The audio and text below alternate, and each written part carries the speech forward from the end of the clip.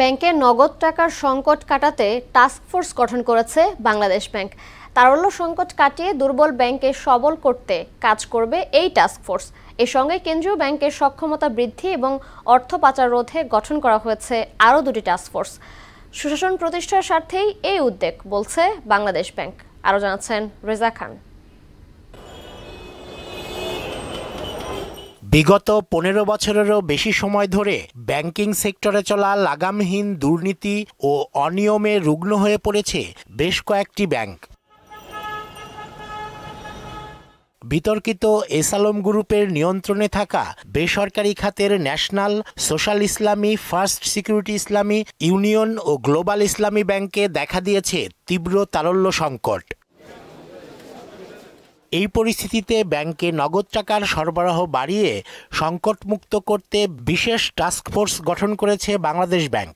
এর মাধ্যমে দুর্বল ব্যাংকগুলো ঘুরে দাঁড়াতে পারবে বলে আশা করছেন কেন্দ্রীয় ব্যাংকের নির্বাহী পরিচালক। বাংলাদেশ ব্যাংকে 3টে টাস্কফোর্স নিয়ে কথা বলছে। মাননীয় গভর্নর মহোদয় এর মধ্যে আপনাদেরকে বিভিন্ন সময় বলেছেন যে আমরা একটা টাস্কফোর্স কি করছে, আমাদের যারা লিকুইড অ্যাসেট নিয়ে কাজ, লিকুইডিটি নিয়ে, পর্যাপ্ত লিকুইডিটি নিয়ে তারা খুব ক্রাইসিসে ভুগছে, তাদেরকে নিয়ে আমরা কাজ করব, ওদের অ্যাসেট কোয়ালিটি রিভিউ করব, তাদের রিক্যাপিটালাইজেশনের বিষয়গুলো দেখা হবে।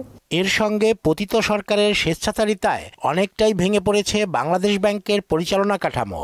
তাই এর সক্ষমতা বৃদ্ধির সঙ্গে দেশ থেকে অর্থ পাচার রোধ এবং তা ফিরিয়ে আনতে গঠন করা হয়েছে আরও দুটি টাস্কফোর্স। আরেকটা টাস্কফোর্স হচ্ছে সেন্ট্রাল ব্যাংকের স্ট্রেংথেনিং নিয়ে, অর্থাৎ আমাদের নিজেদের সক্ষমতা বৃদ্ধির জন্য কাজ করবে। আর 3য় নাম্বার টাস্কফোর্স সেটা হলো আসলে আমাদের দেশ থেকে আপনারা পত্রপত্রিকার মারফতে শুনেছেন বা আমরা ইতিমধ্যে স্বীকৃত যে আমাদের দেশ থেকে প্রচুর টাকা পাচার হয়ে বাইরে চলে গিয়েছে। কেন্দ্রীয় ব্যাংক বলছে দেশি বিদেশি কারিগরি ও আর্থিক সহযোগিতা নিয়ে ব্যাংকিং খাতের সুশাসন ফিরিয়ে আনাই এখন মূল চ্যালেঞ্জ। রেজা খান, মোহনা সংবাদ, ঢাকা।